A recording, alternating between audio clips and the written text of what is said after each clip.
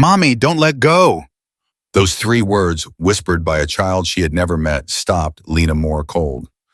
1 minute ago, she was a waitress. Now she was crouched in a back alley with a bullet graze burning through her shoulder, holding a trembling little girl she'd just pulled from the middle of a gunfight. Blood soaked her uniform. Her hands wouldn't stop shaking. And this child, this stranger's child, had just looked up at her with absolute certainty and called her mommy. Subscribe now, drop your city in the comments.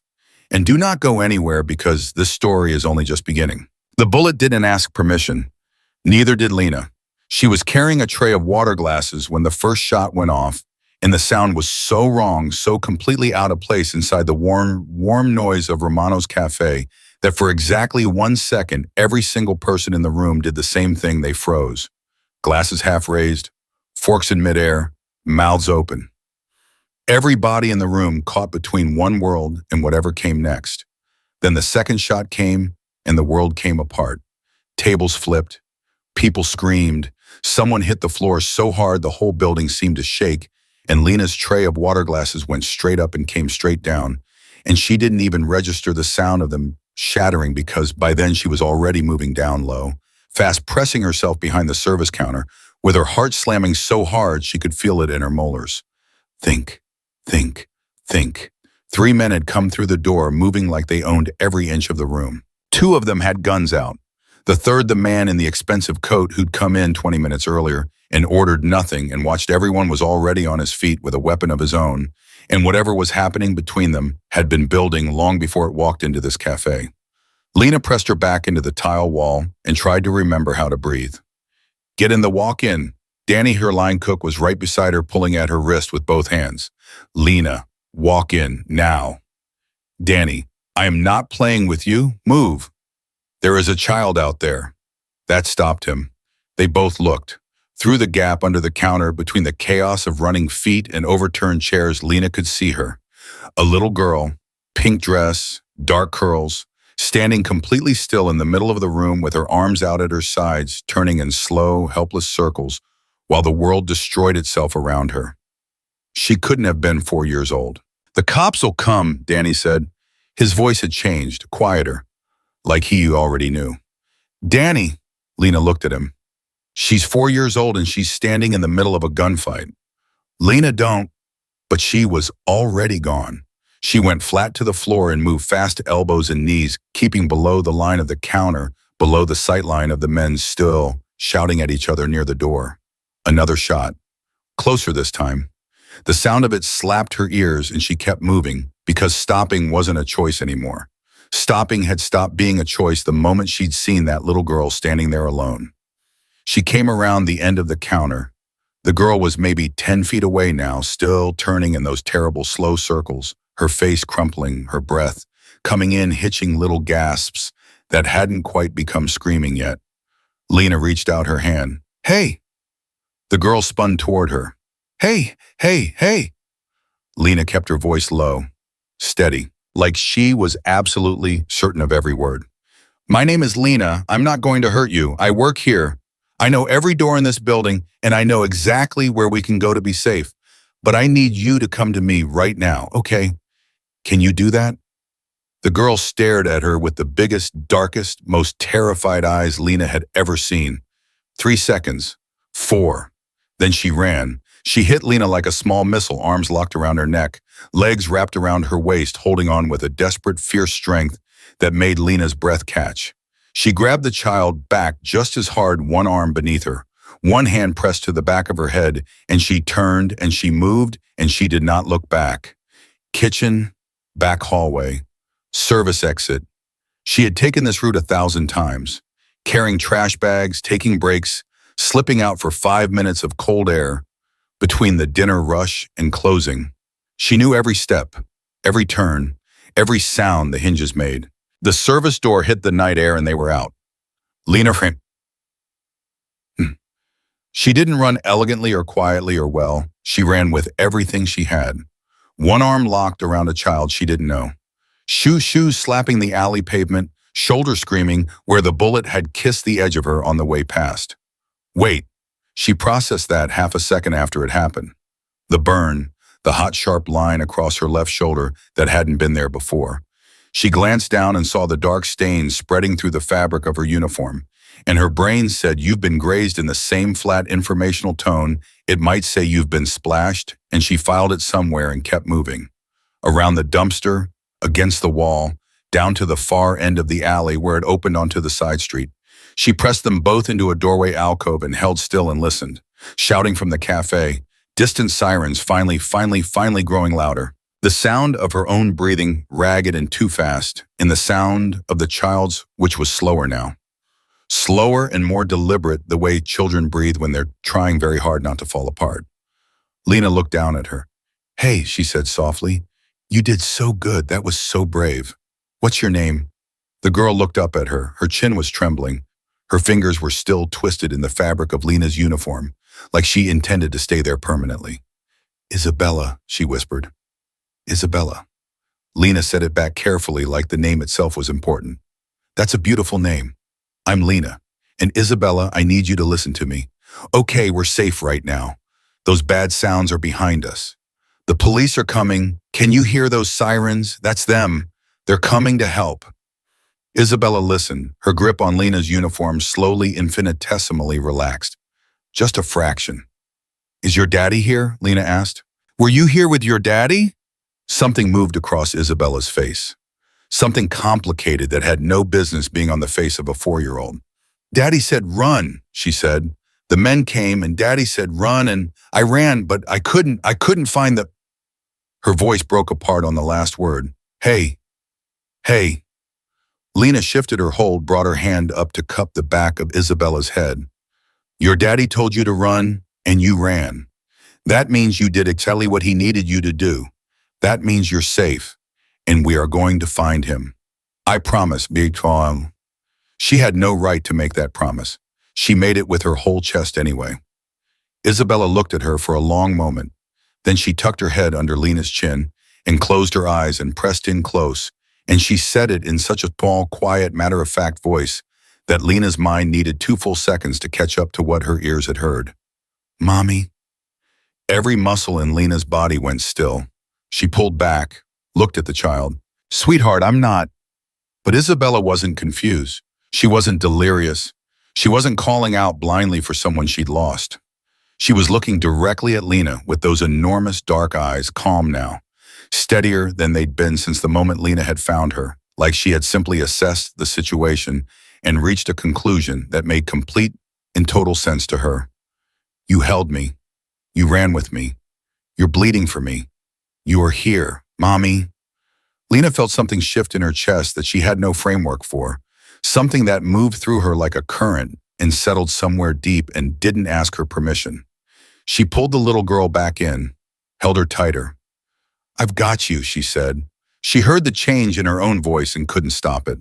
"I've got you, baby." The cop found them 8 minutes later, flashlight sweeping the alley, hand on his weapon, until he saw them, at which point his whole body changed. "Ma'am, are you hurt?" "My shoulder, it's fine." "Check her first." "Okay, let's get you both." He reached for Isabella. Isabella made a sound like a small animal and burrowed deeper into Lena's arms. The cop stepped back. "She doesn't want to be moved," Lena said, apologetically, as if she owed him an explanation. "Does she know you?" "No, we just know." The cop looked at them both, at the way Isabella was holding on, at the way Lena's arm had tightened automatically when he had reached forward. He didn't say anything else about it. He just radioed for paramedics and led them toward the street. The paramedics worked on her shoulder on the sidewalk with Isabella planted in her lap, like she'd taken root there. The graze was clean. It would need stitches, they said. She nodded and watched the police tape go up around the cafe entrance and didn't think about anything useful. Then the crowd shifted. She felt it before she saw it, a change in pressure and attention in the way people stepped aside without being asked. She looked up. He came through the police tape like it didn't apply to him because in every way that mattered, it didn't. Tall, dark-haired, somewhere around 40 with a face built for control and eyes that were right now in this moment only completely uncontrolled. Searching the crowd was something raw and desperate that cracked his composure like a fault line. When his eyes found Isabella, he stopped walking, just stopped, like someone had cut a wire. Isabella. Not a shout, not even loud. Her name said from the bottom of something. Isabella's head came up from Lena's shoulder. Daddy? She was off Lena's lap before Lena could react, launching herself toward him, and he was already crossing the distance, already dropping to one knee on the sidewalk, already catching her before she'd fully reached him, and the sound he made when his arms closed around her was not a word. It was the sound of something coming back. Lena sat on the curb. She watched him hold his daughter, and she felt something she couldn't name, relief maybe, or the particular hollow feeling of a thing that has been finished. After a long moment, he looked up. His eyes found hers, and they stayed. Lena had expected gratitude. The polite, controlled kind. A thank you, the exchange of information, and then she would be processed by the police and sent home. She did not expect the look on his face. It wasn't gratitude, or rather it was gratitude, but underneath it was something else entirely. Something careful and sharp and measuring that made her suddenly uncomfortably aware that she was being seen. Truly seen the way very few people had ever looked at her. He stood. He walked toward her, Isabella still wrapped around him. You are the one, he said. Not a question, a confirmation. She was alone, Lena said. I couldn't leave her alone. He was quiet for a moment. Something moved behind his eyes. What is your name? Lena Moore. Lena Moore. He repeated it like he was placing it somewhere permanent. I am Marco Dantas. He said it plainly. No title, no explanation, like the name itself was enough. And the two police officers standing 5 feet away, both straightened slightly, without appearing to mean to. And the paramedic who had been about to say something to Lena decided not to. And Lena, who had grown up waitressing and surviving, and not asking questions about the kind of men who made other men straighten without meaning to, felt a cold recognition move through her that had nothing to do with the night air. Your daughter is very brave, Lena said carefully. My daughter, Marco said, called you mommy. The words landed in the space between them, and neither of them moved. Lena opened her mouth, closed it. She was scared, Lena said. She needed. I know what she needed, Marco said quietly. There was nothing harsh in it. He glanced down at Isabella, who had turned her head on his shoulder and was watching Lena with those wide-bodied, steady eyes. She has not said that word to anyone in 2 years. Lena went very still. You need proper medical care, Marco said. His voice shifted slightly, not warmer exactly, but more deliberate, more careful, like he'd made a decision and was now following through on it. My physician will see you tonight. It is not a request, Miss Moore. It is the very least I am capable of offering. You are bleeding, he said it quietly. You are bleeding because you chose to carry my daughter through a gunfight instead of saving yourself.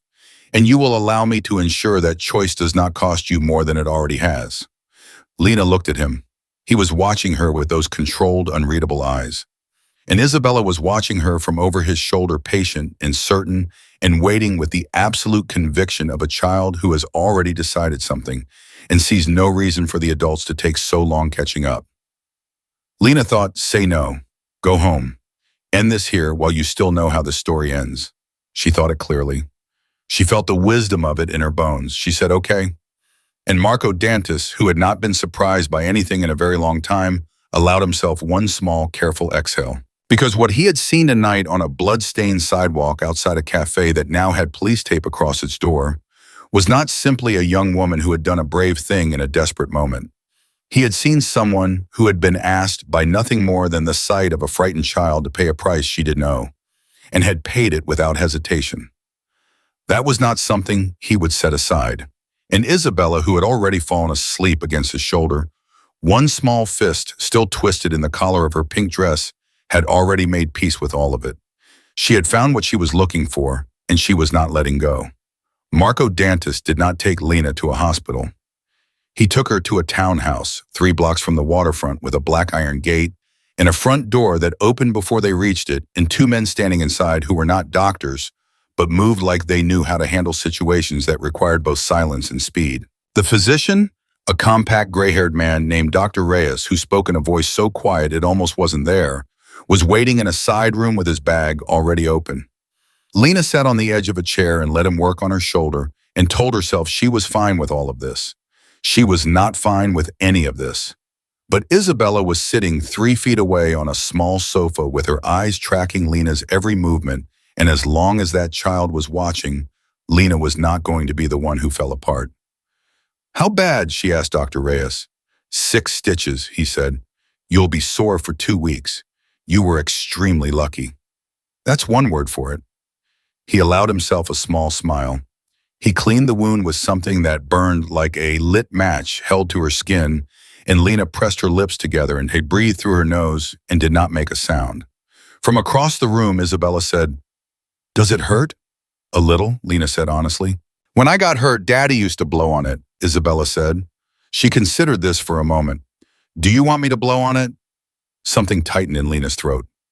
"I think I'll be okay, but thank you." Isabella nodded satisfied and went back to watching. Marco was standing near the doorway. He hadn't sat down since they'd arrived.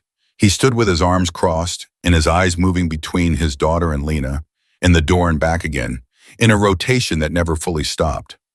Lena noticed he checked the door every 90 seconds. She noticed this the way she noticed the hole in her shoe automatically without particularly wanting to. "She needs to sleep," Lena said quietly, nodding toward Isabella. "I know. Has she eaten anything?" Marco was quiet for a moment, like the question surprised him. "Not since this afternoon." Lena looked at him. "She needs food and a bath and her own bed." "I'm aware of what my daughter needs, Miss Moore." "Then maybe stop standing in the doorway and go get her those things." The room went very quiet. Dr. Reyes kept his eyes on his work with the focused intensity of a man who had learned which conversations to be invisible during. Marco looked at Lena. His expression didn't change exactly, but something behind it did. Something shifted in the quality of his attention, like a lens coming into focus. "You're right," he said. He uncrossed his arms, walked to Isabella, crouched in front of her and said something low and private that Lena couldn't hear, and Isabella shook her head twice and then looked at Lena and then looked back at her father and said something in return. Marco stood. He came back to Lena. "She won't go upstairs unless you come," he said. Lena opened her mouth. "I understand this is an imposition," he said before she could speak. "I understand you have no reason to. I am asking anyway. She has had a very bad night, and you are currently the only thing in this house that is not frightening her." Lena looked past him at Isabella, who was sitting with her small hands folded in her lap, watching Lena with an expression of patient and absolute certainty, like the answer was already decided and the adults just hadn't caught up. Lena looked down at her stitched shoulder, at her blood-stained uniform, at the life she'd woken up with this morning and the life she appeared to be sitting in the middle of right now. "Okay," she said, for the second time tonight. She was starting to wonder if she was ever going to stop saying that word. Isabella fell asleep between one breath and the next. One moment she was sitting up in the center of a bed that was far too large for her, with Lena perched on the edge, holding her hand, and then she was simply gone, tipped sideways into the pillow, with her dark curls spilling across the white fabric, her grip on Lena's hand loosening, but not releasing, as if even in sleep she was paying attention. Lena sat there for a long time after, listening to her breathe. The house was completely quiet in the way that buildings are quiet when there are people awake in them, holding still on purpose. She thought about her apartment, about the shift she'd never finished, about Danny who had made it to the walk-in cooler she'd been told by a cop at the scene everyone in the kitchen had made it. She should feel relieved about that. She did feel relieved about that. She was also sitting in a stranger's house in a blood-stained uniform, holding the hand of a child she'd known for approximately 3 hours, and relief was competing with about 14 other things for space in her chest right now. She very carefully worked her fingers free of Isabella's grip. The child shifted, but didn't wake. Lena stood, rolled her shoulder once gently, and winced at the pull of the stitches. She walked out of the room and pulled the door most of the way shut and stood in the hallway for a moment, just breathing. "She's asleep," she turned. Marco was at the end of the hallway, leaning against the wall, with his arms crossed, still in his coat. Still awake, like he hadn't even considered the alternative. "Yes?" "Good," he paused. "Thank you. I didn't do anything tonight that any person wouldn't do." "You'd be surprised," he said quietly, "how many people would not do it." Something in his voice made her look at him more carefully. He was watching the closed bedroom door with an expression she hadn't seen on him yet. Not the control, not the careful measuring look he'd given her on the sidewalk. Something older, more tired. How long has she been without a mother? Lena asked. She hadn't planned the question. It arrived fully formed and she let it stand. Marco looked at her. 2 years, he said, since Isabella was 2. I'm sorry. Are you? Not a question, but not hostile either. More like he was genuinely uncertain whether it was the kind of thing that warranted an apology from a stranger. Yes, Lena said simply. I am. He held her gaze for a moment. Then he pushed off the wall. You should eat something, and you should not be driving tonight. I'll call a cab. You'll stay here tonight. He said it the same way he said everything, without raising his voice, without making it a demand, just stating something that was simply true as far as he was concerned. It's late, you've been injured, and if she wakes up before morning and you're gone. He stopped. Lena waited. She'll be upset, he said. Flat, like saying it plainly made it manageable. Lena thought about the way Isabel had held on in that alley, the way she'd said that word, the way she'd looked at Lena with those calm, certain eyes and made a decision that no one had asked her to make and that Lena had absolutely no framework for. One night, Lena said, one night, Marco agreed. They sat in the kitchen and ate food that Marco had brought in. She didn't ask from where she'd stopped asking questions that implied she understood the logistics of his life, and the silence between them was strange. Not uncomfortable, just weighted, full of things that had not been said yet and were not ready to be. You work at Romano's, Marco said, not a question. I did. I don't know what I work now. The cafe had police tape across the door the last time I saw it. Romano's will reopen within the week. If you want your job back, you'll have it. Lena looked at him. You know the owner? Marco said nothing. Right, Lena said. She ate. She thought about the men who'd come through that door tonight, about the man in the expensive coat who'd been waiting, who'd been ready, and the way the fight had begun with the particular practiced efficiency of people who had done this before. Were those men after you tonight? She asked. A pause. Yes. And Isabella was there because I made a mistake in judgment, he said. His voice was even. I believed the situation was controlled. I was wrong. He looked down at the table. I was wrong, and my daughter was almost... He stopped. Lena didn't push it. Is it over? She asked instead. Whatever that was tonight, is it finished? Marco looked at her steadily. No, he said. It is not finished. The 2 words landed in the room and Lena felt them settle. She should have been more frightened by that. She was more frightened by it than she let herself show. But she'd stitched herself back together emotionally over the course of this evening, and she wasn't prepared to come undone over an honest answer she'd specifically asked for. Okay, she said. Marco watched her. You keep saying that. Saying what? Okay. He tilted his head slightly. Most people, when they learn something is not finished, do not say okay. I'm not most people. No, he said. You are not. Something passed between them that Lena refused to look at directly. She picked up her water glass and drank and kept her eyes on the middle distance. Tell me about yourself, Marco said. Why? Because you are in my house, you have my daughter's stitches in your memory, and your hand in her sleep, and I know nothing about you except your name. Fair. Lena set down her glass. 24. Grew up in Millfield, moved here 4 years ago. I wait tables. I have an apartment on Crane Street with a radiator that works 3 days a week and a neighbor who plays guitar badly but enthusiastically at 11 p.m. I have no family here. She paused. That's most of it. No family anywhere. My mom passed when I was 19. My dad wasn't really around. She said it without bitterness, just fact. It's okay. I figured it out. Marco was quiet for a moment.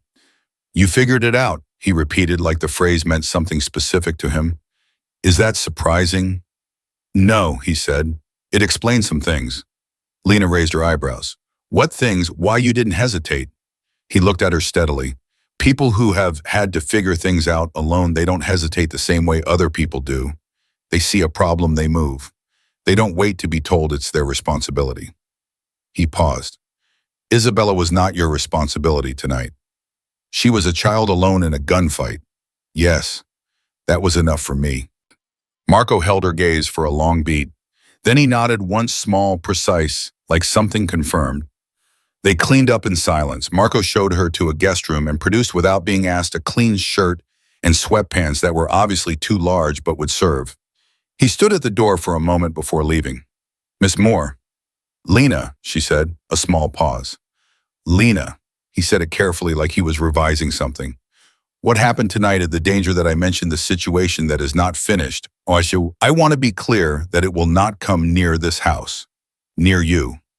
"You can't promise that," she said. "No," he said, "but I can make it extremely difficult for the alternative." Lena thought about the two men downstairs who were not doctors, about the gate, about the way the cops at the scene had straightened when he said his name. "Okay," she said. He almost smiled. It didn't quite make it all the way, but it was close. "Good night, Lena." "Good night, Mr. Dantis." "Marco," he said, and left. She lay in the dark and listened to the house and could not sleep. Her shoulder ached. Her mind moved in circuits, the cafe, the gunshots, the girl spinning in the middle of the chaos, the way those small arms had locked around her neck with a strength that had nothing to do with size and everything to do with need. Mommy. She stared at the ceiling. The word kept coming back to her. Not because it unsettled her, though it did, but because of what Marco had said. She has not said that word to anyone in 2 years. 2 years, since Isabella was 2 years old, since whatever had happened to this family that had left a little girl without a mother and a man with eyes that checked the door every 90 seconds. Lena thought about her own mother, about the way her mother had held things. The way she'd held Lena when Lena was small and the world was too loud, tight, uncertain, and warm, in a way that meant you are not alone in this, not while I'm here. That was all she'd done tonight. That was the whole of it. She'd held a child the way her mother had held her because that child was alone and frightened, and nobody else was there, and apparently that was enough for a 4-year-old brain to make a decision that was irreversible. She was still thinking about this when she heard the door. Quiet, small. The sound of a handle turning with the exaggerated care of someone who did not want to be heard but also desperately needed to not be alone. Lena turned her head. Isabella stood in the doorway. Bare feet, hair wild from sleep. Clutching something small against her chest, a stuffed rabbit Lena saw missing one ear. "I woke up," Isabella said, as if this explained and excused everything. "I can see that. You were still here. I told you I would be."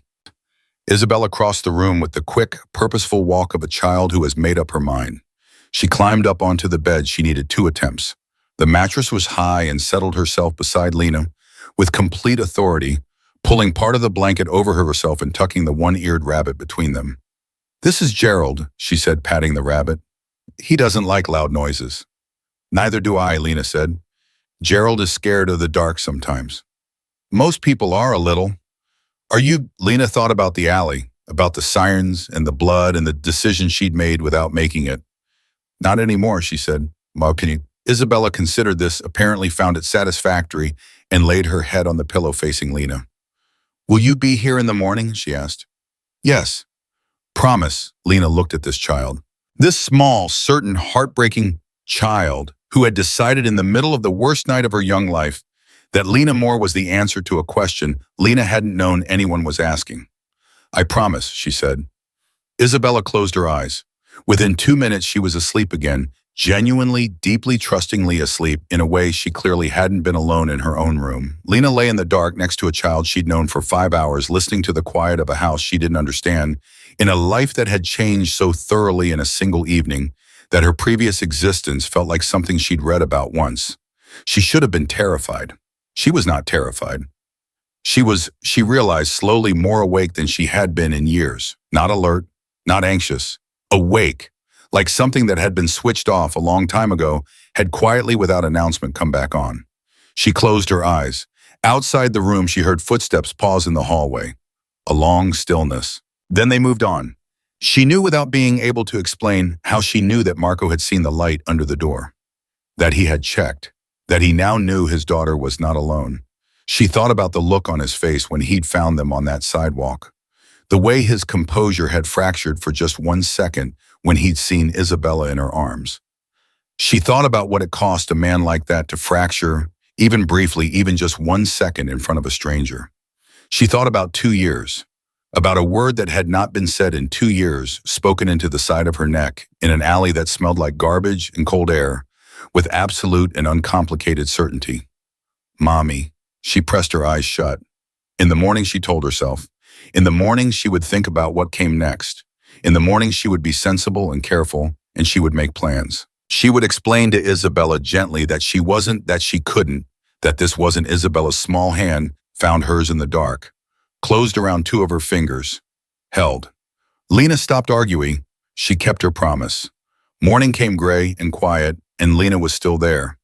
Isabella woke up before 6 with Gerald the one-eared rabbit tucked under her chin and her dark curls plastered to one cheek.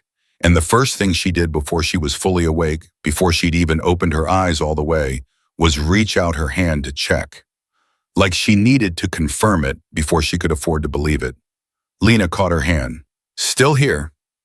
Isabella opened her eyes, looked at her, then she smiled, sudden and complete and entirely unguarded, and it was the kind of smile that doesn't have anything behind it except pure, uncomplicated relief.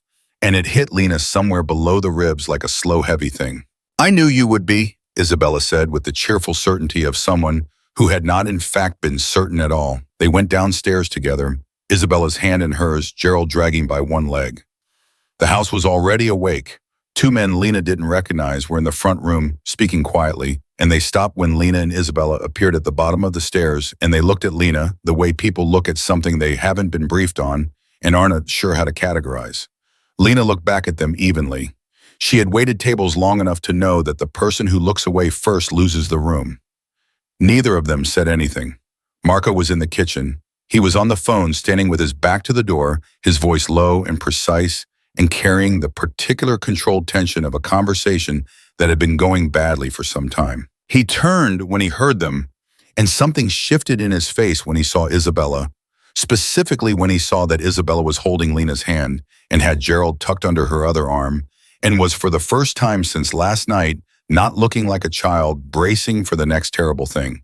He said something brief into the phone and ended the call. Good morning, he said. He was looking at Isabella, but the words landed on Lena. Daddy, can Lena make breakfast? Isabella asked. She said it the way children ask for things they have already decided, not a question so much as a formality. Isabella, Lena started. I don't actually know if Lena cooks, Marco said. He looked at her. Do you cook? I waited tables at a cafe for 2 years. I can make eggs. She can make eggs, Marco told Isabella seriously. This is very promising. Isabella pulled Lena toward the kitchen with both hands. Scrambled, she said, with the little green things. Chives, Lena said. Those.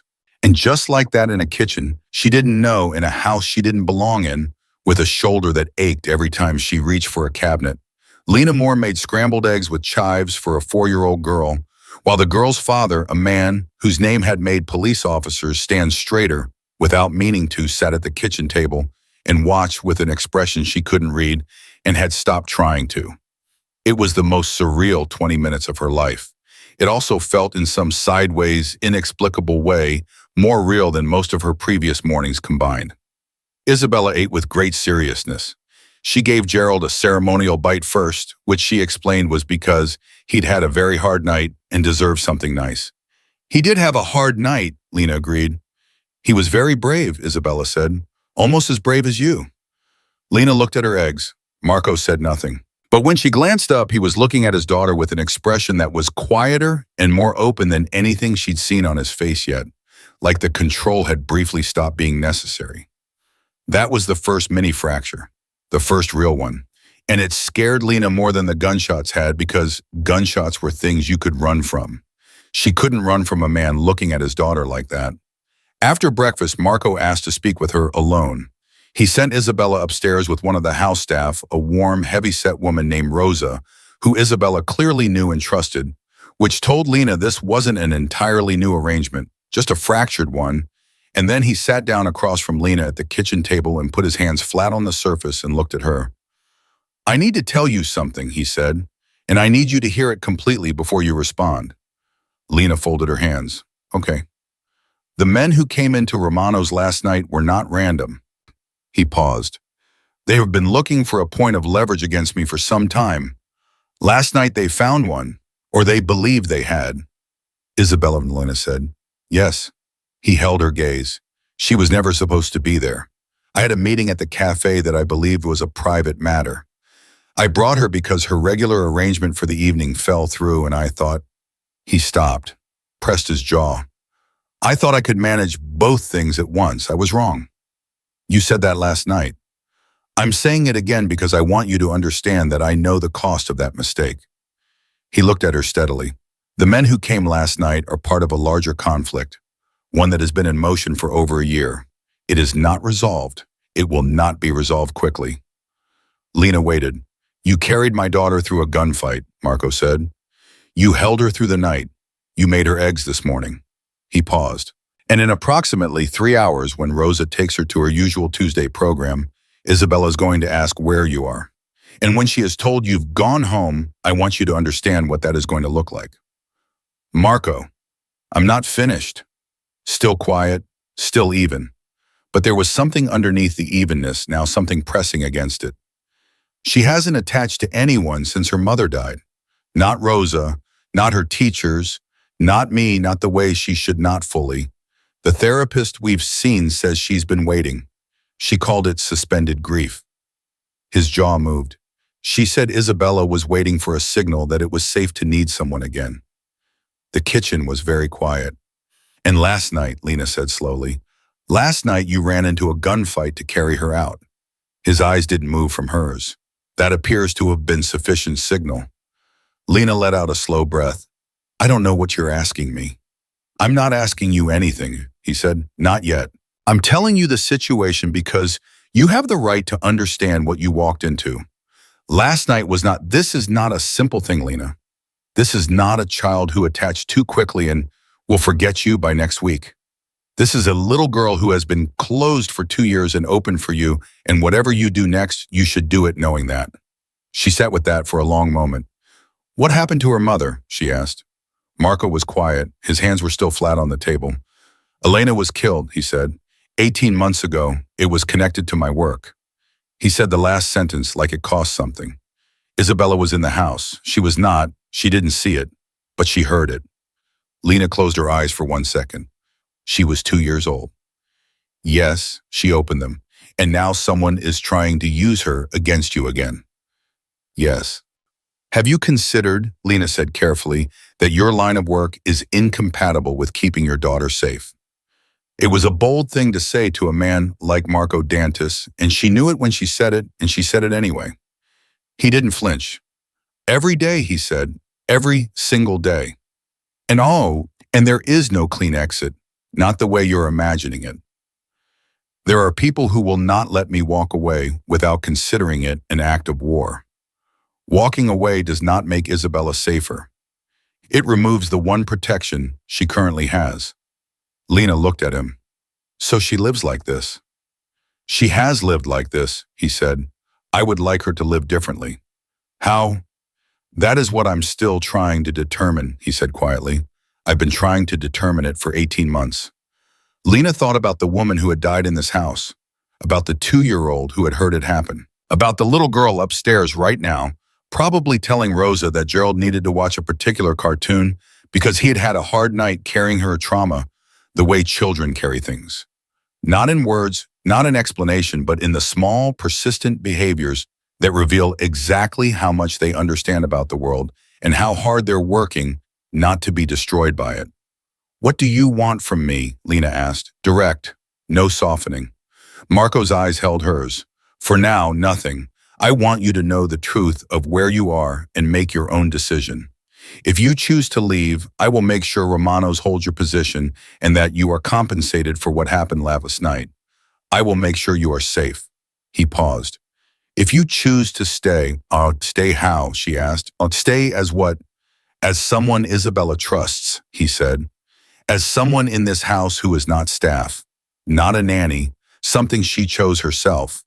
He said the last part with a particular weight. She has not chosen anything for herself in 2 years. I find I am unwilling to take this from her. Lena looked at the table, then out the window, then back at him. This is insane, she said. Yes. I'm a waitress. I have an apartment on Crane Street and a neighbor who plays bad guitar. I have $1,700 in savings and a uniform that's been ruined and a shoulder with 6 stitches in it. Yes, he said again. And you're asking me to move into the house of a... She stopped. Say it, he said quietly. A man who operates outside the law in ways I don't fully understand and who has at least one active enemy trying to use his daughter as leverage. I'm not asking you to move in, he said. I'm telling you what the situation is. The decision is entirely yours. Lena looked at him for a long time. Are you always this honest about things that should probably scare people off? Something shifted in his expression, not quite amusement, but adjacent to it. Only when I need someone to stay for the right reasons. She thought about that. She was still thinking about it when Rosa came downstairs and said in a careful, quiet voice that Isabella had asked 3 times in the last 10 minutes whether Lena was still in the house. Lena closed her eyes. Tell her I'm here, she said. Tell her I'm not going anywhere yet. Rosa nodded and went back up the stairs. Marco said nothing, but the tension in his hands, the subtle, persistent tension she'd noticed since last night, released by a fraction. She stayed for 3 days. She told herself it was because of Isabella. That was true, but it was not the whole truth, and she knew the whole truth by the second day and chose not to examine it directly. The whole truth was that for the first time in 4 years since she'd moved to this city with nothing and no one and gotten through each day by sheer forward motion, she didn't feel like she was moving forward alone. That was a dangerous thing to feel in this house. She knew that too. Isabella was not a simple child. She was sharp and careful and paid attention to everything with the particular precision of a child who has learned that the world can change without warning, and attention is the only tool you have. She watched people. She listened to conversations she wasn't supposed to be part of. She filed information away and produced it later with startling accuracy. She also made up elaborate games involving Gerald, and an apparently extensive cast of stuffed animal characters demanded to be read to every night, in a voice that implied this was a basic human right and had strong opinions about which colors of cup were acceptable for orange juice, opinions she defended with considerable passion. Lena fell completely in love with her. Not in the soft, abstract way you might love a sweet child you'd met briefly, in the bone-deep, terrifying way. The way that bypasses all your careful reasoning and plants itself somewhere fundamental and refuses to be moved. By the second morning, she understood what Marco had meant about sufficient signal, because Isabella had given Lena the same signal back. She just hadn't known what to call it until she was sitting on the floor of Isabella's room on day 2, losing a board game in a way that seemed structurally impossible. And Isabella said out of nowhere, without looking up from the board, "Are you going to come back after you go home?" Lena had set down her game piece. "Why are you asking that?" "Because Daddy says people always come back if they say they will." Isabella looked up. Her eyes were very direct. "He says you can tell if someone means it." Lena thought about her father, about all the times he'd said he'd come back. "Your daddy's right," she said carefully. "Most of the time."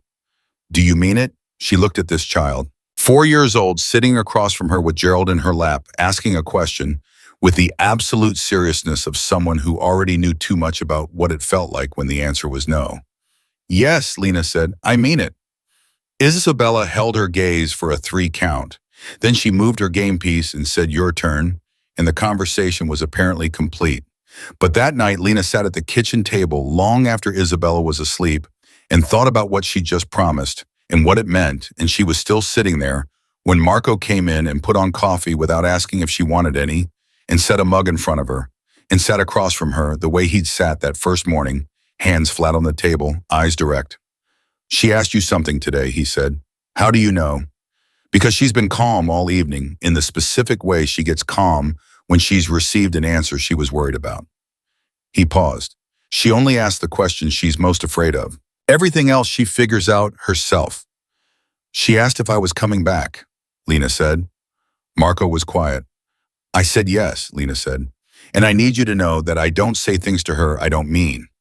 Whatever this is, whatever I'm doing here, I don't tell her things that aren't true. She has had enough of that from the world." "I know," he said. "So if something about this situation changes, if you decide this isn't..." "Lena," his voice was quiet, I brought you here because my daughter needed you. I have kept you here. I have given you every reason to understand the complexity of what you've stepped into because I need you to make this choice with full information. He held her gaze. I am not going to change my mind. She searched his face. Why not? He looked at her steadily. Because you made scrambled eggs with chives and gave Gerald a ceremonial bite, and my daughter laughed for the first time in 4 months. He paused. And because you looked me in the eye yesterday and told me my line of work was incompatible with keeping my daughter safe, which is something that every person in my life has known and no one has ever said to me directly. Lena's hands tightened around her mug. You are not afraid of me, he said, not accusatory, almost wondering. I'm a little afraid of you, she said honestly, but not enough to leave. Apparently not. Something moved across his face that she hadn't seen before, something open and unguarded that came and went so fast she might have imagined it. But she didn't think she imagined it. Stay, he said, quiet, direct. Not as staff, not as anything with a title, just as stay. Isabella needs you. And he stopped. She waited. He started again. I would like you to stay. The kitchen was very quiet.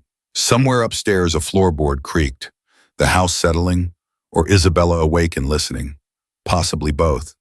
Lena thought about Crane Street, the bad guitar neighbor, the radiator that worked 3 days out of 7, the shift she'd never finished, and the life she'd been telling herself was temporary for 2 years. I'll need to get my things, she said. Marco breathed out once. Tomorrow, he said. I'll have someone go with you. I don't need someone will go with you, he said again, and the evenness in it was the kind that left no productive direction to push against. So she let it stand. She went to bed that night and lay in the dark and thought, what are you doing, Lena Moore? She thought it clearly and with complete sincerity, and then she thought about Isabella, asking if she was coming back, and the specific 3-count pause before she'd accepted the answer, and the way she'd moved her game piece immediately after, and that was the end of the internal debate. She was still there at 6 a.m. When Isabella came through the door with Gerald and climbed into the bed and announced that Gerald had decided today was a day for pancakes, not eggs. Gerald has a lot of opinions for someone with one ear, Lena said. He says that's why he has opinions, Isabella said seriously, because he has to make up for the ear. Lena laughed. It came out of her completely unexpected, real and full and surprising. And Isabella looked so pleased by it that Lena laughed again. She was still smiling when she heard Marco in the hallway, and then his footsteps stopped outside the door, and she knew he was standing there, the same way he'd stood there the first night, checking, making sure, confirming that what he'd hoped was still true. She didn't call out. She didn't need to. After a moment, his footsteps moved on toward the stairs. But the thing that had already started the shift in the balance of this house, in the daily rhythm of it, in the way Isabella moved through it with her hand in Lena's, that did not move on. That stayed and settled and took root the way things do when they arrive not with fanfare, but with the quiet persistence of something that was always going to happen. Something that had been waiting the way Isabella had been waiting for the right signal. The signal had come in an alley behind a cafe. It had come in the form of a bullet and a terrified child and a woman with a hole in her shoe who had made a decision without making it. And now Lena Moore was here in this house, in this life, making pancakes with chives because Isabella had decided that's what Gerald wanted, and trying very hard not to think too clearly about what she'd signed up for, because thinking too clearly about it might activate a fear that she wasn't ready to face. It was on the 4th morning, just after breakfast, that the fear found her anyway. Marco's phone had been ringing more frequently. She'd noticed the way his voice dropped when he answered, the way Rosa took Isabella to another room without being asked, the way the 2 men in the front room changed every 12 hours like a shift rotation. She was washing dishes when Marco walked in and said quietly, I need you to take Isabella upstairs. She turned. His face was controlled, too controlled, the kind of controlled that meant the opposite underneath. What's happening? She asked. Someone is outside, he said. It's likely nothing, but I need her away from the windows. Lena dried her hands, didn't ask another question. She walked into the next room and crouched in front of Isabella, who was playing with Gerald and 3 other stuffed animals in what appeared to be an elaborate trial proceeding. Hey, Lena said, Gerald needs to take this upstairs. Okay, right now. Isabella looked at her face. Children always looked at faces. She stood immediately, gathered Gerald and the other animals without argument, and took Lena's hand. They were halfway up the stairs when Lena heard the front door open, heard voices Marco's and another man's lower and rougher, and the specific controlled quality of Marco's response that meant this was not a friendly visit. She kept moving, kept her grip on Isabella's hand steady, kept her own breathing slow. "Lena," Isabella said very quietly on the landing. "Yeah, is Daddy okay?" Lena looked down at her, at those dark eyes that had seen too much and were seeing more right now, reading the situation with that precise and heartbreaking accuracy. "Your daddy is very good at handling things," Lena said. "He's the best I've ever seen." "But is he okay?" Lena held her gaze. "I'm going to make sure he is," she said. Isabella looked at her for a long moment.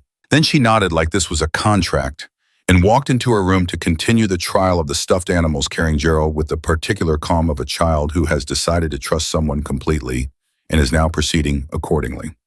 Lena stood in the hallway and listened to the voices downstairs and thought, "I just promised a 4-year-old I would make sure her father was okay." She thought about that. She thought about what it meant that she'd said it without hesitation. And she thought about the way Marco had looked at her on day one, careful, measuring something deeper under the surface, and how that look had changed over 4 days into something less careful and more direct, and how she had noticed that change and had not been sorry for it. Downstairs, the voices stopped. The front door closed. Silence. Then Marco's footsteps on the stairs. He stopped when he saw her standing in the hallway. "She's fine," Lena said. "She's in her room." He let out a breath. "The man downstairs? You don't have to explain it." "Lena, Marco," she looked at him. "I know what I'm in the middle of. I'm not pretending I don't." She paused. "But I need you to know if this is going to be what it is, then I need to know things. Not everything. I'm not asking for everything, but I can't protect her from things I don't see coming." He looked at her steadily.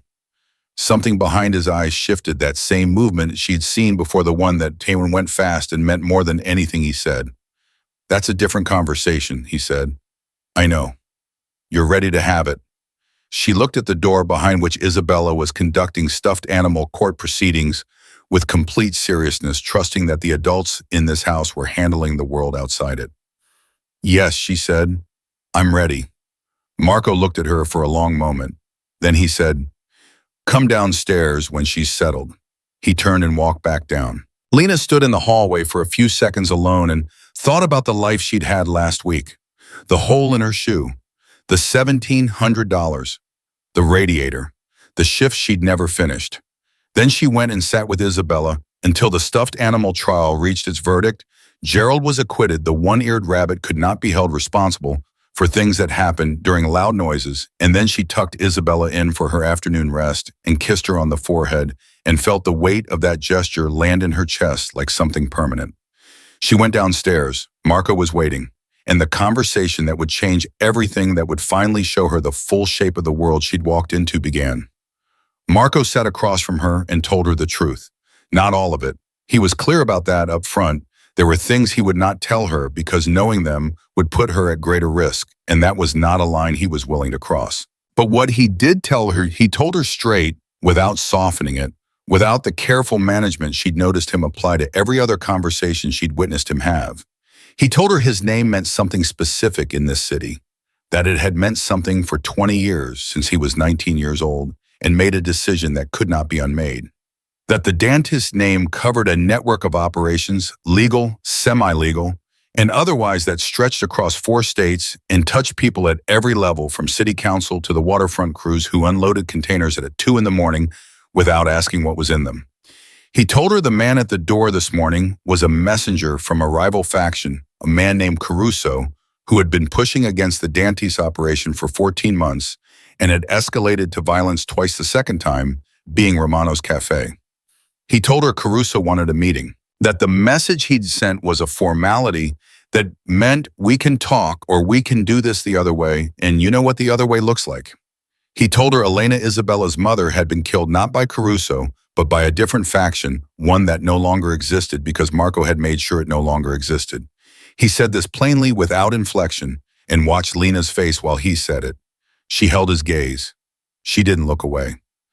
And Isabella knows none of this, Lena said. She knows her mother is gone. She knows Daddy has work that is sometimes dangerous. Children understand more than we say and less than we fear.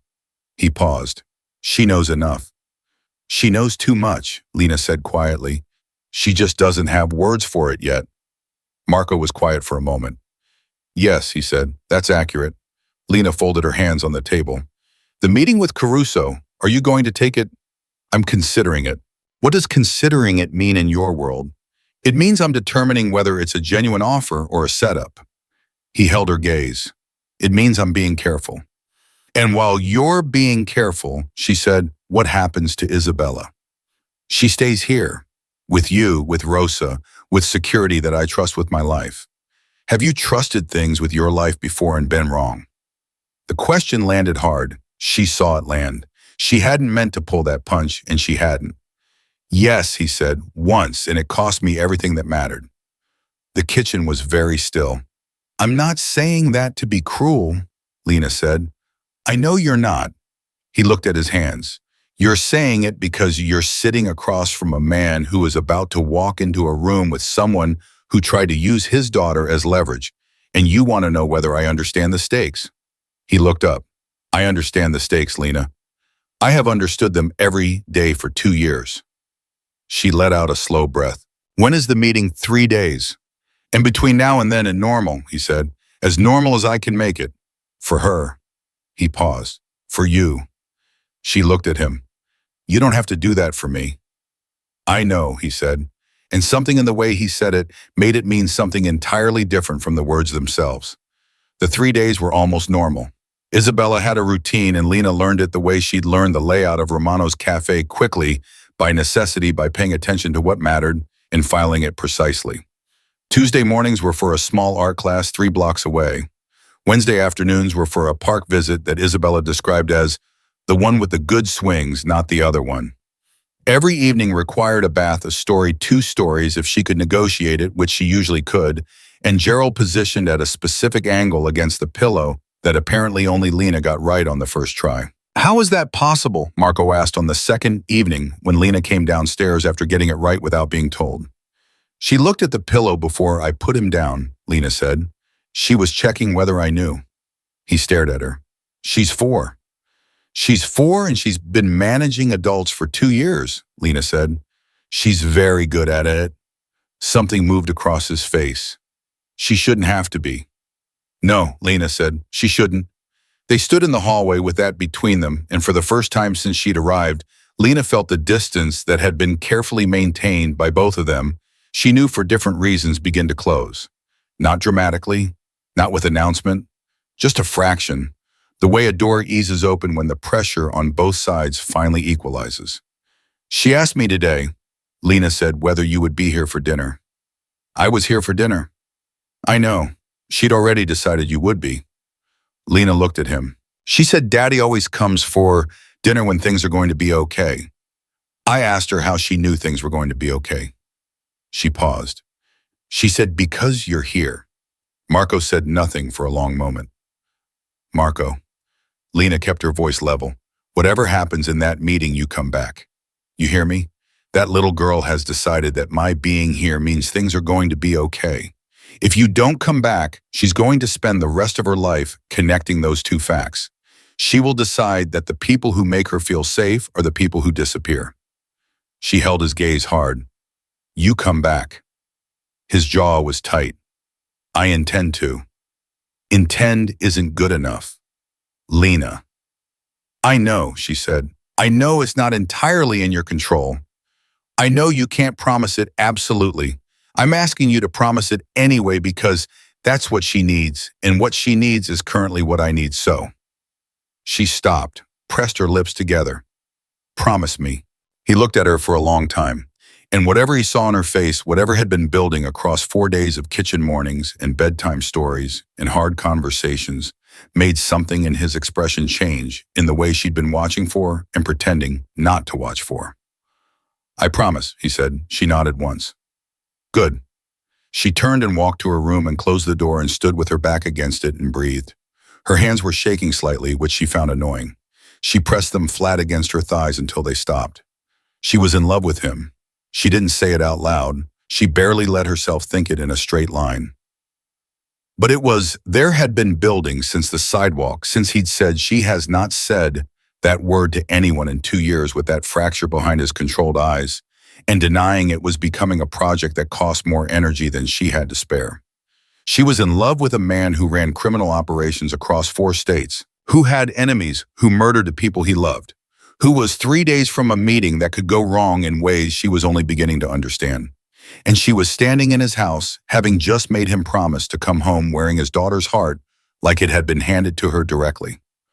"What are you doing, Lena Moore?" She already knew the answer. She'd known it since the alley. The morning of the meeting, Marco came to breakfast in a suit. Isabella looked at the suit for a long moment. Then she looked at Lena, then back at her father. "Daddy has a work thing," she said to Gerald in a careful voice. "Daddy has a meeting," Marco said.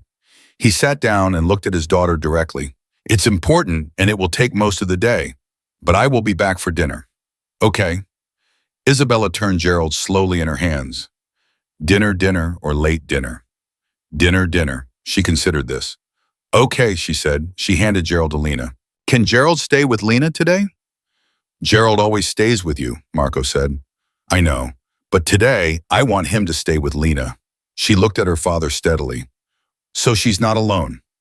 The table went very quiet.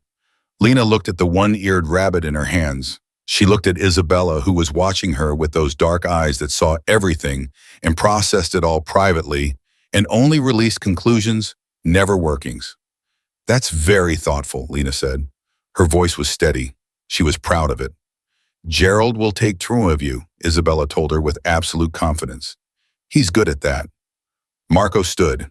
He kissed the top of Isabella's head, and she held onto his sleeve for exactly 3 seconds. Before letting go, Lena counted and felt the 3 seconds in her sternum, and then he looked at Lena. "I'll check in by noon," he said. "Be careful," she said. He held her gaze for 1 beat, 2, then he left. The house felt different without him. Lena hadn't expected to notice the quality of his presence so specifically that its absence was immediately measurable.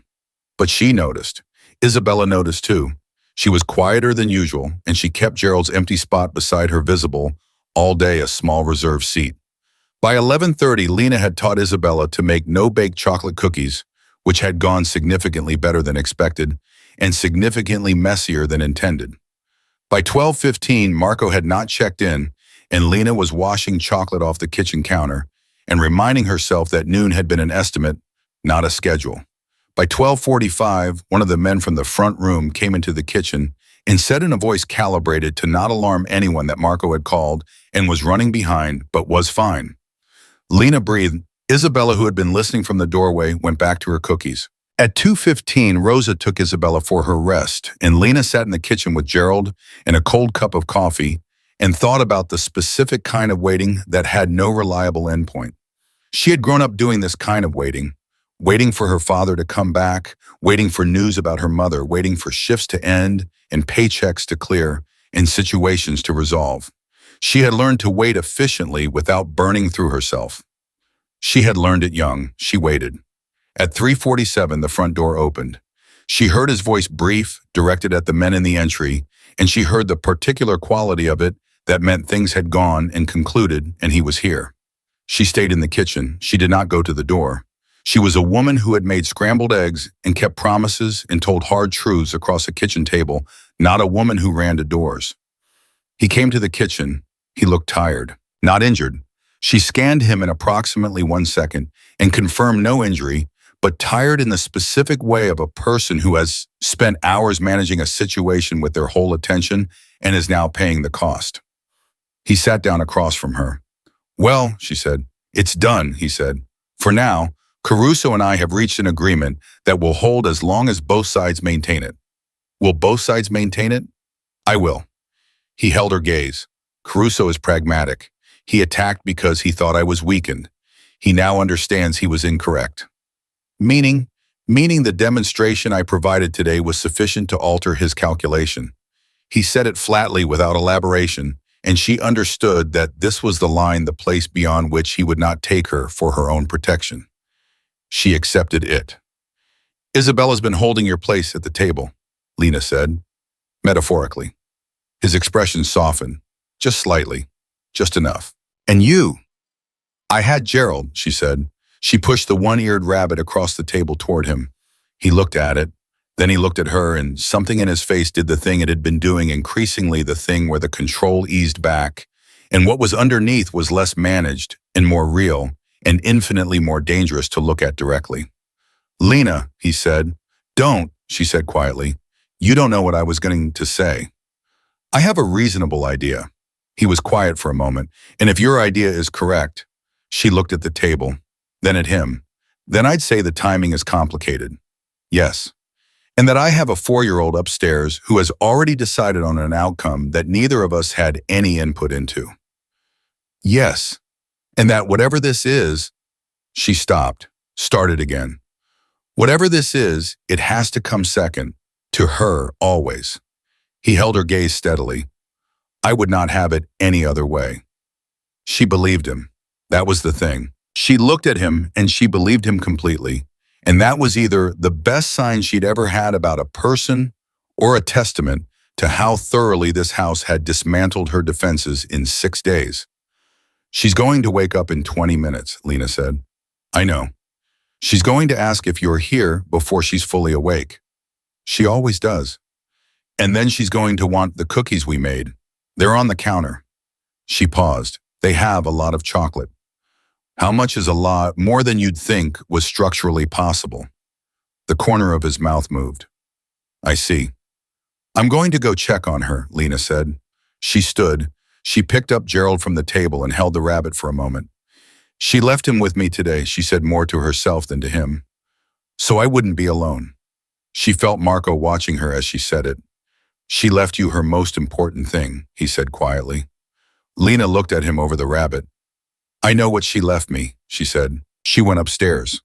The thing that happened next she had not planned for. Could not have. She was standing in Isabella's doorway watching her sleep when Rosa appeared beside her and said in a whispered, urgent voice, There is a woman downstairs. She says she is family. She says she has a right to see the child. Lena turned. What woman? She says her name is Claudia Dantas. Rosa's hands were pressed together. Marco's sister. Lena had not known Marco had a sister. She held that for exactly 2 seconds and then walked back to the stairs. She could hear the woman before she saw her, a voice low and carrying the kind trained to fill rooms without raising itself. She came around the turn in the stairs and saw her standing in the entry with Marco, and the conversation they were having was not a friendly one. Claudia Dantas was perhaps 5 years older than Marco. She had the same dark hair, the same controlled bearing, and eyes that moved to Lena the moment she appeared at the bottom of the stairs, moved to her and stayed there with an expression that was not hostile, but was absolutely precisely assessing. This is her, Claudia said. Not to Lena, to Marco. Claudia, the waitress. She looked at Lena with the thorough attention of someone building a file. The one Isabella has apparently decided to adopt. Claudia, Marco's voice dropped. This is not... I want to talk to her, Claudia said, still looking at Lena. Alone. Lena looked at Marco. He looked back at her. Something moved between them, a question and an answer that required no words. 5 minutes, Lena said to Claudia. Marco, Isabella's still asleep, but she'll be up soon. He held her gaze for one more second, then he stepped back. Claudia walked past Lena into the kitchen like she owned it, and perhaps she once had, and Lena followed and sat across from her and waited. You understand what you're doing, Claudia said. It wasn't a question. I'm beginning to, Lena said. No. Claudia's eyes were direct and not unkind, which was almost worse than if they had been. You are not. You've been here a week. You've seen the morning version, the breakfast version, the version Marco shows people when he needs them to stay. She paused. You have not seen what this family costs. I know about Elena, Lena said. Something shifted in Claudia's face. You know she died. You don't know how she lived. You don't know what it was to be loved by my brother and what that love requires. She leaned forward slightly. He is a good man. I am not here to tell you otherwise. But the world he lives in takes things. It takes them without warning and without apology. And Isabella, her voice changed on the name. The control in it softened and cracked, and behind it was something raw. Isabella has already lost one mother. If you stay, and then something happens if you stay, and then you leave, or you're taken, or you decide one morning that you finally understood what you're in the middle of, and you run. I don't run, Lena said. Everyone runs eventually. I didn't run from a gunfight. That stopped Claudia. The two women looked at each other across the kitchen table. No, Claudia said after a moment. You didn't. I understand what you're doing, Lena said, and she kept her voice steady and her eyes direct. You're protecting her. You're protecting both of them. And I'm a stranger who showed up a week ago, and your brother is looking at me in ways that I'm guessing he hasn't looked at anyone since Elena, and you're scared. She paused. I'm scared too. That doesn't mean I'm leaving. Claudia looked at her for a long time. The assessment continued. Lena led it. She called you, Mommy, Claudia said finally, the night of the cafe. Yes. She hasn't, Claudia stopped, pressed her lips together. She called Elena that every day, for as long as she knew the word. A beat. She stopped saying it the night Elena died, and she hasn't said it since. Until you. Lena felt the weight of that land. She didn't look away from it. I know, she said quietly. Marco told me. Then you know what it means. I think I do. Do you? Claudia leaned forward. It means my niece has handed you something she has been holding so tightly for 2 years that the marks are still on her hands. It means if you squeeze it wrong, if you drop it, if you decide it's too heavy. She stopped. She will not recover from that. Not again. The kitchen was absolutely still. Lena thought about Isabella, about the 3-count pause before she accepted an answer, about Gerald left on the table because she didn't want Lena to be alone, about the way she checked in her sleep to make sure Lena was still there. I'm not going to drop it, Lena said. Claudia searched her face. Whatever she was looking for, she looked for it thoroughly. My brother, she said carefully, the way he looks at you. That's between Marco and me. It's between Marco and you and every person in this family and every enemy he has. She held Lena's gaze. If they see that you matter to him, you become a target. You understand that, not a bystander. A target. I was a target before I understood any of this, Lena said. I got shot in an alley 6 days ago. A graze. It was still a bullet. Claudia sat back. She was quiet for a long moment. Then she said in a different voice, quieter, less structured, Are you in love with him? Lena looked at her. That's a very direct question. I'm a very direct person. Lena thought about Marco's face on the morning of the meeting, about Isabella's 3-count pause, about Gerald on the table reserved for someone who might be alone, about a promise made in a hallway and the specific quality of relief when she'd heard the front door open. I'm working on figuring that out, she said. Claudia nodded slowly, like this was an acceptable answer, like uncertainty was more trustworthy than certainty would have been. She stood. I'm going to see Isabella, she said. I assume she's awake by now. Probably, Lena said. Claudia picked up her coat. At the door, she paused. You made her eggs, she said without turning around, with chives. She asked for them. Elena used to make them that way. She said it quietly, toward the wall.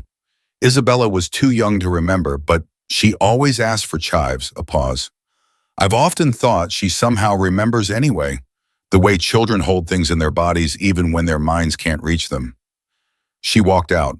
Lena sat alone in the kitchen for a long moment. Then she pressed both hands flat on the table the same way Marco always did and breathed. Upstairs, she heard Isabella's voice.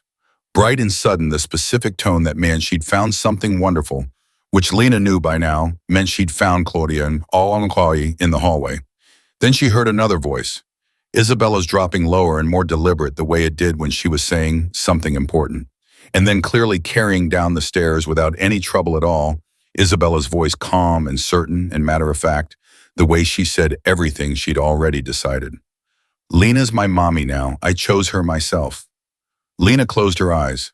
She heard Marco somewhere behind her coming from the front room, and she knew he had heard it too because the footsteps stopped.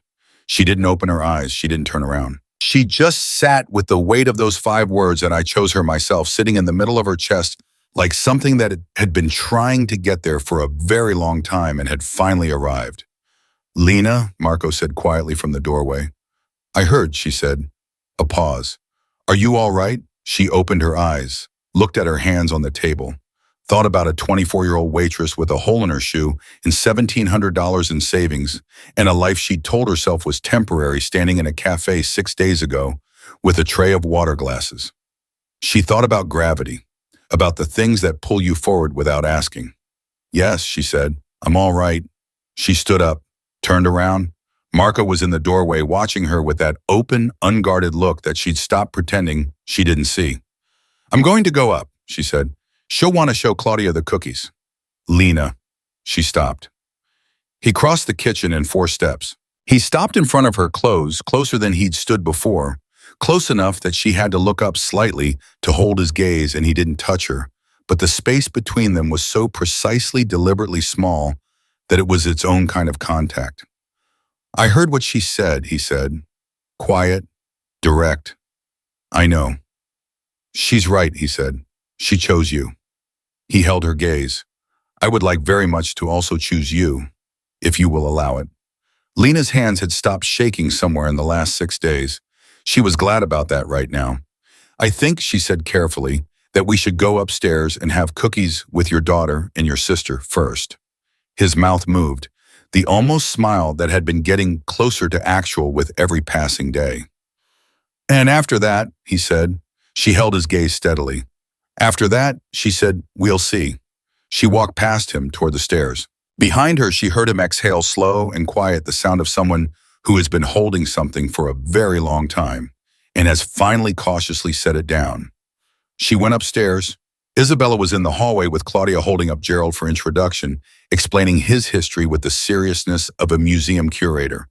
When she saw Lena at the top of the stairs, her face did the thing it always did, complete and sudden and unguarded, and she took 2 fast steps toward her and held up Gerald. "Aunt Claudia wants to meet Gerald," she announced, "and I told her Gerald already knows her because Gerald knows everyone important." Lena looked at Claudia over Isabella's head. Claudia was watching her with an expression that was no longer assessing. Something in it had settled into something quieter and more accepting, the way expressions change when a decision has been made and the energy of resistance is finally released. "Gerald sounds very perceptive," Claudia said. And she said it to the rabbit, but she meant it for Lena. Isabella grabbed Lena's hand. "Come on," she said. "There are still cookies." She pulled her forward the way she always did, with the absolute certainty of someone who has already decided that the person behind her will follow. And Lena followed, the way she always did, the way she always would. 3 weeks after the night at Romano's Cafe, Lena Moore went back to get her things from Crane Street. She took one bag. That was all she'd accumulated in 4 years in this city. One bag that mattered, plus a radiator that didn't work and a neighbor she'd never properly learned the name of. She stood in the middle of her apartment for 10 minutes and looked at the sum of her previous life and felt something she hadn't expected. Not grief, not relief, gratitude. Quiet, specific, and a little surprised. This place had held her when nothing else would. It had been small and cold, and the guitar had been genuinely terrible, and she had been lonely here in ways she hadn't fully admitted to herself until right now, standing in the middle of it for the last time. But it had held her. It had kept her intact until the night a gunfight broke out in a cafe, and a little girl stood alone in the middle of it, and something in Lena's chest said, "Move." She picked up her bag. She took the photo from the windowsill, her mother 26 years old, laughing at something outside the frame, and she put it carefully in the front pocket of her bag. "Thank you," she said to the apartment. She meant it. She left. The man Marco had sent, a quiet, watchful person named Torres, who spoke rarely and observed everything, carried her bag to the car without being asked. On the way back, he said unprompted, "She asked about you 4 times this morning." Lena didn't need to ask who she was. What did she ask? Whether you were coming back, whether you were bringing anything, whether Gerald should wait by the door. He paused. "I told her Gerald could make his own decisions." Lena looked at him. He had the faintest trace of something at the corner of his mouth that was not quite a smile, but was clearly related to one. "And what did Gerald decide?" she asked. "He was by the door when I left." Isabella was in fact at the door before the car had fully stopped. She pressed her face against the glass panel beside the entrance with her hands cupped around her eyes. And when she saw Lena get out, she disappeared and the door opened approximately 3 seconds later with an energy that suggested she had run the full length of the hallway to get there. "You brought a bomb," Isabella announced. "I did. A big one. Medium." Isabella considered this with grave seriousness. "That means you're staying for a long time," she concluded. "Not just visiting." "That's right," Lena said. "Not just visiting." Isabella took her hand and led her inside with the quiet satisfaction of someone whose calculations have proven correct. Marco was in his office. He came out when he heard them, and he looked at the bag in Lena's hand, and something in him, something she was learning to read the subtle language of a man who had trained himself not to show things settled. Like a weight he'd been carrying, slightly off balance, had found its proper center. "Good trip," he said. "Short," she said. "Turns out I don't have much." "You have what matters," he said. And he said it so directly, so without ornament, that she had to look away for a moment. Isabella pulled at her hand. "Gerald has a room for your photo," she announced. "He said you could put it on the shelf near the window. That's the best spot. He's very generous." "He is," Lena agreed. "Tell him, thank you." That evening after dinner in the bath and the 2 stories, she got 3 out of Isabella that night, which was a new record. Lena sat with Marco in the kitchen, the way they'd been sitting together every evening for 2 weeks, and the silence between them had changed from the careful, weighted thing it had been to something that breathed more naturally, something that had stopped holding itself in. "Claudia called," Marco said. "What did she say?" "She said, bye." He paused. Something moved through his expression that she'd learned meant he was deciding how precisely to say what came next. "She said she understands now why Isabella chose you." Lena turned her mug in her hands. "That's generous of her." "Claudia is not a generous person by nature." He looked at her steadily, "which means she means it." Lena thought about the kitchen conversation, about she will not recover from that, not again, about Claudia saying it to the wall toward the door in the specific way people say the things they most mean sideways without looking, because looking makes it too real. "I like her," Lena said. Marco looked faintly startled. "Most people find her difficult. Most people aren't used to someone saying the true thing plainly." She paused. "I've been doing that my whole life. Recognizing it in other people is easy." He looked at her for a moment. "Is that what I do?" he asked. "Say the true thing plainly. When it matters," she said. "When you've decided to. And the rest of the time, you manage." She held his gaze evenly. "I'm learning to tell the difference." Something shifted in his expression. That open, unguarded look that arrived more frequently now and stayed longer each time, like it was practicing permanence. "I'd like to take you and Isabella somewhere on Saturday," he said. "Not here. Outside. He stopped.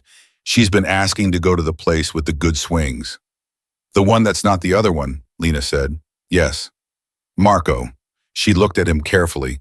"Is that safe right now?" He held her gaze. "I believe so. The agreement with Caruso has held. My people have seen no active surveillance in 11 days. He paused. "I would not take her somewhere I wasn't certain about. Or you." She believed him. She always believed him when he talked about Isabella's safety, because it was the one place where his careful management had completely disappeared, and what was underneath was simply a father raw and absolute, and entirely without pretense. "Okay," she said. He smiled, a real one, not the almost smile. The funnel version, which she'd seen exactly 4 times and which was objectively devastating. "You keep saying that word," he said. "It keeps being the right answer." Saturday arrived bright and cold, the particular sharp blue of early autumn, and Isabella wore her yellow coat and informed Gerald that he would be remaining at home because the park was for legs, and Gerald had what she described as a structural limitation in that area. She delivered this news to him with great solemnity, and he appeared to accept it. At the park, Isabella went immediately to the good swings. Lena never did learn what distinguished them from the other swings, but the preference was absolute and consistent, and Marco pushed her while Lena sat on the bench beside them, and she watched them together and felt something move through her chest so completely and quietly that she almost didn't notice it until it had already passed through. This was it. Not the dramatic version. Not the version with gunshots in alleys and blood-soaked uniforms. Just this, a man pushing his daughter on a swing on a Saturday morning, while the woman who had stumbled into their lives sat 3 feet away, holding a paper coffee cup and feeling for the first time in her adult life like she was exactly where she was supposed to be. Higher, Isabella demanded. You're already very high, Marco said. Higher than that. If you go higher than that, you will leave the planet. I want to leave the planet. Absolutely not. We have plans for lunch. Isabella laughed, bright and unguarded and completely free, and Lena pressed her lips together and looked at the sky and told herself very firmly that she was not going to cry at a park on a Saturday morning. She was not entirely successful. Marco caught it. Of course he did. He looked at her over Isabella's head with a question in his eyes, and she shook her head slightly. I'm fine. Keep going. And he held her gaze for one more second before returning his attention to his daughter. That was the moment she admitted it to herself cleanly and without qualification in the middle of a park with cold coffee in her hand. She was completely in love with him. Not working on figuring it out, not approaching it carefully. In it, and all the way in, the kind of in that didn't leave room for reasonable distance or sensible timelines or the self-protective instincts she'd spent 24 years developing. She was going to have to do something about that. She did not do something about it at the park. She did not do something about it at lunch. She did not do something about it that afternoon or evening when Isabella fell asleep between them on the living room sofa, watching something on television, Gerald tucked under her chin, small and warm and entirely trusting. She looked at Isabella, then at Marco on the other side of his daughter. He was already looking at her. She's asleep, he said quietly. I can see that. You've been quiet since the park. I've been thinking. About what? She looked at him over his sleeping daughter. About how I'm going to handle being in love with you, she said. Flat, direct, the way she said everything she most meant. The living room was very still. Marco looked at her. He didn't move. He didn't speak for a long moment, and in someone else that pause might have meant a dozen things. But she'd learned to read him, and she could see that the stillness was not hesitation. It was the same thing he did before every important sentence gathered. It waited. It made sure it was exactly what he meant. You won't have to handle it alone, he said. She looked at his face. The controlled, careful, dangerous, loving, fractured, rebuilding face of a man who had lost everything and chosen against the better judgment of every practical instinct he had to build something again. This is going to be complicated, she said. Oh, I see. Yes. Your world is, I know what my world is. Marco, she held his gaze. I need you to hear me. Not as the person who carried Isabella out of a cafe, not as the woman your daughter chose, as me. She paused. If I'm in this, I'm in it. I don't do things halfway, but that means I need the truth. All of it as much as you can give me. I need to not be managed. I need to be talked to, like I can handle what's real. You've handled everything real so far, he said quietly. I know. I need you to know that too. He looked at her steadily. I know it, he said. I have known it since you told me my line of work was incompatible with keeping my daughter safe. Something moved in his expression. No one has ever said that to me, Lena. In 20 years, not one person. A pause. I didn't know how much I needed someone to say it until you did. Isabella shifted in her sleep. Both of them went still automatically in perfect, synchronized attention, and then Isabella settled. And they both breathed, and they looked at each other, and the absurdity of it, the complete and specific absurdity of two people falling in love over the sleeping form of a 4-year-old who had engineered the entire situation with one word in an alley, was so present between them that something very close to laughter moved through both of them at once. Not out loud. Isabella was sleeping, but it was their shared, and that sharing was its own kind of intimacy. She did this on purpose, Lena said, barely a whisper. She absolutely did, Marco said. She's 4 years old. She is extremely effective for 4 years old. Lena looked at the child between them, at the dark curls and the one-eared rabbit and the yellow coat still half on because she'd fallen asleep before they'd gotten it all the way off. At the small person who had stood alone in the middle of chaos and waited not knowing what she was waiting for and had recognized the answer the moment it arrived and held on with both hands and refused to let go. She's the bravest person I've ever met, Lena said. Marco looked at his daughter for a long moment. Yes, he said. She is. She gets it from you. He looked up. She gets it from her mother. Lena held his gaze. Maybe from both of you, she said gently. His jaw tightened once, then released. He nodded. They sat with that between them, the name that hung in the air above Isabella Elena, the woman who had loved this man and raised this child for 2 years and been taken with terrible permanent abruptness. Lena did not try to fill that space. She had learned over 3 weeks that the right thing to do with that name was to make room for it, not to avoid it, not to compete with it, just to acknowledge that it was there and that it deserved its space, and that loving Marco Dantas meant loving the full shape of him, which included the parts that grief had carved out. She would have liked you, Marco said quietly. Lena didn't answer immediately. The weight of those words required a moment. I hope so, she said. She would have said you were too stubborn, he said. A pause. She would have meant it as a compliment. I'll take it as one. The evening settled around them. Lena carried Isabella up to bed. She was limp and warm and completely surrendered to sleep the way children sleep, like trust made physical, and tucked her in and positioned Gerald at the precise angle that was apparently correct and turned off the light. At the door, she paused. In the dark room with the sound of Isabella's even breathing, she thought about the alley, about blood and fear and a child who had locked her arms around a stranger's neck and held on, about a word that had not been spoken in 2 years and had found its way out in the dark, pressed against a stranger's shoulder with the absolute logic of a child who had been waiting for exactly this. She thought about her mother, about being small and the world being too loud and being held in a way that meant you are not alone in this. She thought about how she'd carried that through 24 years, all the way to a cafe in this city, all the way into an alley, all the way to a house where a little girl had been waiting with a word saved up and her hands full and nowhere left to put it. Mommy. She closed the door softly. Marco was in the hallway. She hadn't heard him come up the stairs, but she was used to that. He moved quietly as a matter of long habit and long necessity. He was leaning against the wall with his arms crossed, watching her face. She's asleep, he said, completely. She looked at him. Gerald is at the correct angle. Only you can get that right on the first try. I know, she paused.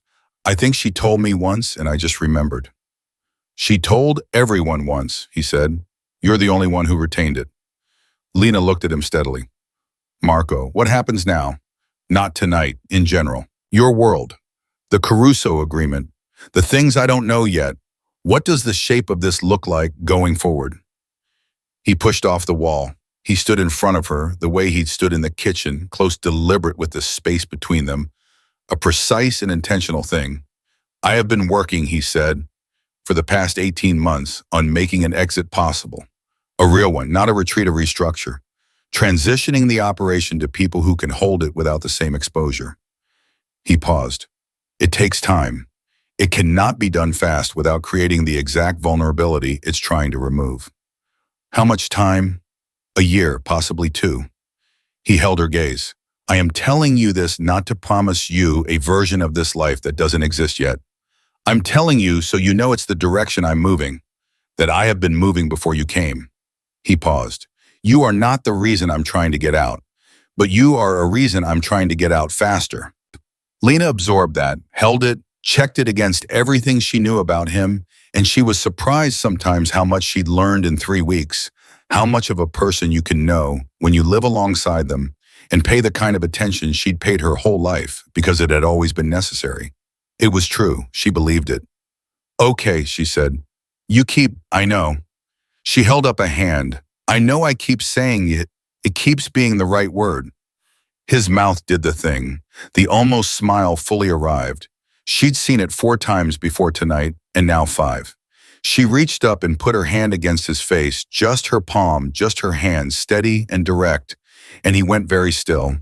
And then he covered her hand with his and held it there, and neither of them moved for a long moment, and the hallway outside his daughter's room was the quietest place in the world. You came into my house 6 days ago, he said, with 6 stitches and a blood-stained uniform and a hole in your shoe. 3 weeks ago, she corrected. It feels like 6 days, he said, and also like longer than I can measure. She understood that completely because she felt it the same way. Marco, she said. Yes. Stop talking. He kissed her. It was quiet and certain, and tasted like every careful, considered, fully meant thing he'd ever said to her.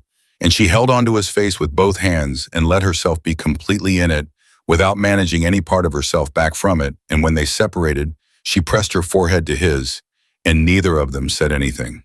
They didn't need to. 3 months later, Lena Moore was no longer a waitress. She was not quite a mother, not in any legal or formal sense, not yet. She was something for which there was no established word which suited her, because she had always been better at living things than naming them. What she was specifically, she was the person who knew the correct angle for Gerald. She was the person who could read Isabella's face from across a room and know within 2 seconds whether what was coming next was a question or a protest or a genuine upset. She was the person who made eggs with chives on Tuesday mornings and who read 3 stories on the nights that warranted it, and who had learned slowly and imperfectly, and with a great deal of iteration, how to love a child who had been hurt without making the love itself feel like another thing to be afraid of. She was the person Marco came home to.